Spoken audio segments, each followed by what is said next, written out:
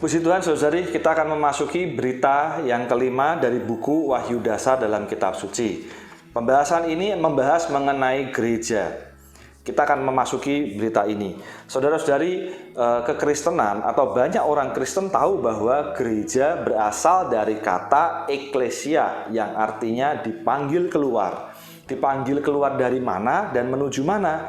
Bahwa banyak hari ini saudara-saudari kita yang di dalam kekristenan, mereka sadar, termasuk seharusnya kita juga sadar bahwa kita adalah orang yang dipanggil keluar dari perbudakan dosa yang dilambangkan oleh dalam perjanjian lama adalah perbudakan Mesir. Dipanggil melewati Laut Merah menyeberang untuk melayani dan menyembah Yehova. Saudara-saudari, pemahaman ini tidak salah, namun pemahaman ini sangat dangkal. Hari ini panggilan Allah atas diri kita bukan hanya sekedar memanggil kita keluar dari perbudakan dosa untuk melayani Allah yang hidup, tetapi jauh lebih kaya. Oleh karena itu, saudari, di dalam Romawi yang kedua, di sana kan dikatakan bahwa gereja juga adalah rumah Allah. Allah memanggil kita keluar adalah untuk menjadi anggota keluarganya. Di dalam anggota keluarga ini kita boleh terbangun menjadi rumah Allah. Allah tinggal di dalam kita dan kita pun tinggal di dalam Dia. Pemahaman ini jauh lebih kaya daripada sekedar dipanggil keluar dari dosa, bukan? Tetapi kita hari ini adalah tempat kediaman, rumah Allah yang padanya Allah dan kita boleh mengalami kesatuan. Puji Tuhan, kita hari ini adalah anggota-anggota keluarga Allah. Oleh sebab itu kita boleh memanggil saudara adalah saudara, memanggil saudari adalah saudari. Mengapa? Karena kita adalah saudara, kita adalah anggota keluarga Allah. Maju lagi bahwa kita hari ini gereja juga adalah tubuh Kristus. Apa penekanan dari perkara tubuh Kristus? Tubuh seperti tubuh kita adalah tubuh yang padanya semua organ-organ milik badan kita menjadi bertumbuh, menjadi lebih dewasa, menjadi leluasa di dalam menjalankan fungsinya sebagai anggota tubuh. Nah, oleh karena itu gereja sebagai anggota tubuh Kristus tidak lain adalah berkaitan dengan perkara hayat. Sebagai anggota tubuh Kristus, sasaran kita adalah menjadi anggota tubuh yang bertumbuh dewasa. Bagaimana bertumbuh dewasa? Melalui hayat Kristus. Kemudian saudara-saudari, di dalam Romawi yang keempat adalah kepenuhan atau ekspresi Dia yang memenuhi semua dan di dalam segala sesuatu. Puji Tuhan, setelah kita mengenal bahwa gereja adalah tubuh Kristus, maka kekayaan Kristus itu disuplaikan, dilimpahkan kepada kita. Kita bisa menikmati segala kekayaan Allah. Oh, saudara-saudari, kekayaan Allah Tritunggal ini disalurkan, disuplaikan kepada kita agar kekayaan ini boleh menjadi ekspresi kita. Diri kita mengekspresikan apa yang kita makan. Saya rasa saudara-saudari kita masih ingat bukan ilustrasi ketika seseorang makan keju, maka badannya ketika berkeringat bau keju. Khususnya kita di Indonesia, kalau saudari suka makan pete, kalau saudari makan pete, maka dari mulutnya ada aroma pete, ya. Jadi ketika kita makan Kristus, maka seluruh diri kita, saudari gereja, ya adalah kaum beriman secara korporat boleh mengekspresikan Dia. Apa yang diekspresikan? Yang diekspresikan adalah seluruh kekayaan Allah Tritunggal. Kemudian lanjutnya adalah kepenuhan Allah. Di dalam Romawi yang kelima, kita boleh memahami dimensi Kristus.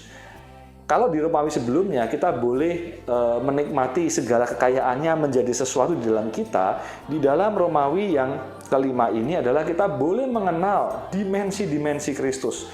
Betapa panjang, lebar, tinggi, dan dalamnya Kristus itu. Sampai pada akhirnya kita terbenam di dalam Dia. Oh, puji Tuhan, kita boleh mengekspresikan Allah.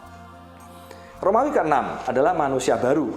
Pengenalan ini jauh lebih maju lagi.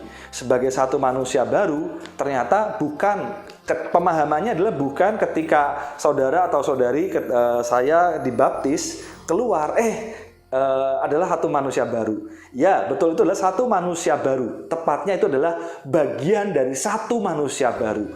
Artinya manusia baru ini adalah satu manusia baru yang korporat, yang terdiri dari Anda dan saya. Puji Tuhan, saudara-saudari, kita hari ini adalah satu manusia baru yang korporat. Oleh karena itu, saudara-saudari, di dalam mengekspresikan gereja sebagai satu manusia baru adalah berkenaan dengan penghidupan korporat kita, penghidupan gereja kita.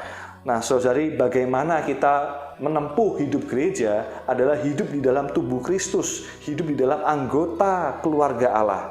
Saudari, derap langkah kita adalah derap langkah yang sama. Sehingga meskipun secara pribadi kita adalah individu demi individu, namun individu demi individu ini digabungkan menjadi satu manusia baru yang korporat. Puji Tuhan. Dengan demikian, akhirnya satu manusia baru yang korporat ini di dalam Romawi yang ke-7 bertumbuh dewasa menjadi mempelai Kristus. Penekanan di aspek ini, saudara-saudari, adalah bukan sekedar saya menikmati Tuhan, Tuhan menikmati saya, tetapi adalah menjadi pribadi korporat yang bertumbuh, yang secara korporat hanya menantikan, hanya mengasihi pasangan kita yang sejati, yaitu adalah Kristus. Dia adalah mempelai laki-lakinya. Kita semua, baik saudara maupun saudari, kita adalah satu manusia yang baru yang korporat ini adalah sebagai mempelai perempuan Kristus. Sebagai mempelai perempuan, seharusnya hati kita tidak ada yang lain. Di dalam hati kita tidak boleh ada yang menduduki. Hati kita, kasih kita, khususnya hanya mengasihi kekasih kita yang sejati, yaitu Kristus. Semoga hari demi hari kita boleh mengekspresikan, boleh meluapkan kasih kita kepadanya. Itulah sebabnya setiap dari kita bangun pagi kita berkata, Tuhan Yesus, aku mengasihimu. Amen. Demikian kita bertumbuh dewasa, pada akhirnya tidak hanya menikmati dan mengasihi Dia, tetapi apa yang menjadi kedambaannya juga menjadi kedambaan kita. Itulah sebabnya di dalam Romawi yang ke-8 sebagai pasangannya juga adalah sebagai pejuang yang berjuang bersama-sama dengan mempelai pria, mempelai laki-laki, berjuang mengalahkan musuhnya. Saudara-saudari, puji Tuhan, takdir kita mulia, yaitu kita bersama-sama dengan Dia boleh menjadi pejuang-pejuang yang mengalahkan musuh Allah, mengalahkan musuh yang adalah musuh dari pasangan kita, Kristus. Apa yang Dia tidak senangi, amen, kita juga tidak senangi. Apa yang Dia kasihi, itulah yang kita kasihi. Mulia bagi Tuhan. Nah, sampai dengan Romawi ke-9 ini, saudara-saudari, kita melihat bahwa gereja ada dua aspek. Gereja sebagai tubuh rumah Allah, tubuh Kristus, kepenuhan Allah, manusia baru, mempelai perempuan Kristus, pejuang, itu adalah satu hal yang korporat. Saudara-saudari, cakupannya adalah universal. Itulah sebabnya kita hari ini terbangun di dalam gereja secara universal. Namun perkara yang universal ini ada ekspresi atau ada pelaksanaan yang real. Pelaksanaannya adalah di dalam lokal. Saya kembali ke aspek yang universal. Di dalam kitab Matius pasal 16 ayat 18 di sana dikatakan, dan aku pun berkata kepadamu, engkau adalah Petrus, dan di atas batu karang ini aku akan mendirikan jemaatku, dan alam maut tidak akan menguasainya.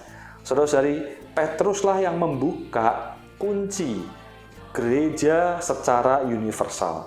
Hari ini kita perlu ingat, kita menerima Yesus menjadi pengasih-pengasihnya, bukan kita sendirian, tetapi seluruh muka bumi.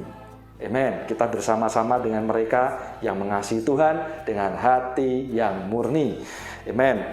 Namun di dalam pelaksanaannya, kembali ke aspek lokal, ada hal-hal praktis yang tidak bisa diselesaikan secara universal. Contohnya, bila saudara-saudari memerlukan persekutuan, saudara-saudari sulit bertatap muka atau bersekutu dengan saudara-saudari yang berada di belahan bumi yang lain. Mengapa? Mungkin karena latar belakang, pemahaman yang berbeda. Situasi kondisinya bisa saja tidak sama. Oleh karena itu, gereja sangat real dalam aspek lokalnya. Kita akan melihat bahwa gereja itu adalah di aspek lokal, tadi seperti singgung gereja lokal, dan di dalam lokal-lokal ini, yaitu adalah di sebuah kota, ya saudari ya, juga adalah kaki dian. Kita rindu saudari, gereja sebagai kaki dian emas. Amen. Di setiap kota di Indonesia, di sana ada kesaksiannya. Dan kesaksiannya itu adalah kesaksian kaki dian yang cemerlang, memancarkan Kristus. Amen. Saudari, inilah isi gereja. Ada Kristus yang pneumatik yang ada di dalam kita. Di dalamnya kita boleh menghirup Dia. Kristus yang sama, baik di belahan bumi yang lain maupun di tempat kita hari ini. Kristus kita adalah sama. Oleh karena itu, saudari, kita memasuki poin yang ke-11, fondasi gereja. Saudari, fondasi gereja seharusnya tidak ada yang lain. Fondasi gereja adalah Kristus. Kristuslah yang kita layankan. Kita mau melayani apa lagi, saudari? Oleh sebab itu, saudari ya, gereja bukan badan sosial. Karena gereja bukan sekedar memberi bantuan sosial. Fungsi gereja, fondasi gereja yang paling dasar adalah seharusnya gereja melayangkan Kristus, agar orang yang menerima pelayanan kita adalah orang yang menerima Kristus. Karena itu, saudari, fondasi gereja tidak ada yang lain adalah Kristus. Puji Tuhan, dan Kristus hari ini disingkapkan di dalam firman-Nya. Ketika kita datang kepada firman, firman itu memberikan terang. Kita boleh mengenal Dia secara dalam, kaya, limpah melalui firman-Nya yang memberikan terang. Di mana firman itu? Saudara-saudari, ada di dalam Alkitab. Itulah sebabnya, saudara-saudari, fondasi kita mau solid, mau kokoh, tidak boleh bergeser dari Alkitab. Itulah sebabnya, mari saudara-saudari, saya mendorong dalam kasih. Anda dan saya, kita bersama-sama mengenal, mempelajari, memahami firman Tuhan. Bukan sekedar untuk dikhotbahkan, tetapi saudara-saudari, agar kita terbangun bersama. Anda dan saya menjadi gereja.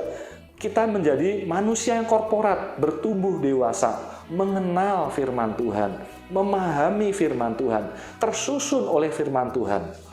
Dengan demikian, saudara-saudari, Allah kita dimuliakan. Kemudian di dalam Roma 12, tumpuan gereja. Ini yang penting, saudara ya, bahwa tumpuan gereja bertumpu. Memang semua gereja, baik denominasi maupun di dalam gereja lokal, tumpuan fondasinya adalah Kristus. Tetapi tumpuan ini, saudara-saudari, seringkali keliru. Mengapa? Karena tumpuan mengacu kepada batasan. Batasan apa sih yang mau kita dirikan gereja? Batasan apa yang mau kita bangun kesaksian ini? Apakah berdasar ajaran tertentu? Maafkan, saya bukannya menyinggung aliran tertentu. Kalau menekankan perkara baptisan, harus dibaptis dengan cara atau metode tertentu, saudara-saudari, keliru. Atau sebaliknya memaksa bahwa harus berbahasa roh. Kalau tidak berbahasa roh, keselamatannya diragukan. Kalau tidak berbahasa roh, bukan anggota gereja. Saudari, demikian juga keliru. Belakangan juga ada aliran kemakmuran. Wah, kalau tandanya seseorang anggota gereja tertentu diberkati Tuhan, ada Tuhan di sana, artinya saya sebagai anggota gereja adalah orang yang makmur. Saudari, itu juga keliru.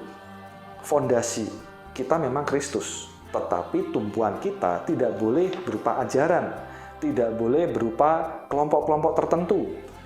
Tumpuan kita seharusnya adalah di dalam lokal. Tumpuan kita yang paling real adalah lokal.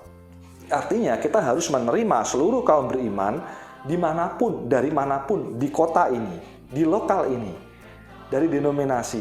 Kita menerima dia, ya kamu adalah saudaraku. Tetapi bicara lebih lanjut mengenai dia memaksakan suatu doktrin, memaksakan suatu pelaksanaan. Saudara-saudari, kita juga nggak bisa menolak dia. Bukan berarti kita menerima, kita mengakui dia adalah saudara, dia adalah saudari. Tetapi saudara-saudari, kita perlu nampak bahwa tumpuannya adalah lokal. Artinya selama dia ada di lokal ini, ya kamu adalah saudara, kamu adalah saudari. Demikian kita pun juga sama. Saudari, kita tidak bisa memaksakan pelaksanaan yang selama ini kita laksanakan. Saudara-saudari, kita hanya bisa menganjurkan. Itulah sebabnya di dalam pemulihan Tuhan tidak ada kata harus, tetapi kita lebih menggunakan kata seharusnya. Seharusnya sebagai orang Kristen menikmati Kristus. Seharusnya firman Tuhan tidak hanya dibaca, seharusnya firman Tuhan didoa bacakan. Seharusnya sebagai orang Kristen berseru kepada nama Tuhan. Jadi saudara-saudari, kita mulai belajar menghilangkan kata harus. Saudara-saudari, dengan demikian kita menerima seluruh kaum beriman di lokal ini. Kita menjadi kaum beriman yang terbuka. Semoga Tuhan merahmati kita di aspek ini. Nah, maka saudari, di dalam pelaksanaan kita, ini tadi yang saya katakan erat kaitannya dengan poin yang ke-13, yaitu memberitakan Injil, menyajikan kebenaran, dan melayankan hayat sebagai kesaksian Yesus. Ya, ini seharusnya adalah pelaksanaan kita. Kita senantiasa memberitakan Injil. Injil menjadi kehidupan kita, bukan suatu gerakan. Mari kita menggerakkan, kita gerakan Injil. Saudara-saudari, bukan demikian. Tapi seharusnya melalui Kristus yang terekspresi atas diri kita, ini menjadi Injil. Dimanapun kita berada, saudara-saudari, kita tidak perlu pasang banner mengatakan aku orang Kristen. Tetapi ketika kita ada di sebuah perhimpunan atau ada dalam sebuah kawanan tertentu, orang akan melihat kita, ada yang aneh. Anehnya itu bukan sesuatu yang nyeleneh. Tetapi anehnya adalah karena ada sesuatu yang mereka mungkin tidak bisa mendeskripsikan. Tetapi seharusnya mereka boleh merasakan aroma Kristus. Saudara-saudari, itu adalah kita hari ini. Amin. Melalui apa? Melalui kita memberitakan Injil. Melalui kita mengajarkan kebenaran. Mengajarkan kebenaran tidak selalu harus di kelas. Kamu duduk, saya berdiri berbicara. Tidak. Tetapi sedikit kita lontarkan fakta-fakta kebenaran di dalam Alkitab. Biarkan mereka mencerna, menerima kebenaran yang kita beritakan. Saudara-saudari, dengan demikian ya, melalui penghidupan kita diekspresikan, sebenarnya kita sedang mengekspresikan hayat Kristus. Puji Tuhan, saudari, membicarakan mengenai gereja ini teramat mulia. Kita rindu, kita semua terbangun bersama-sama menjadi manusia yang korporat, yang padanya kita hanya merindu, mendambakan pasangan kita yang sejati, Kristus. Mulia bagi Tuhan.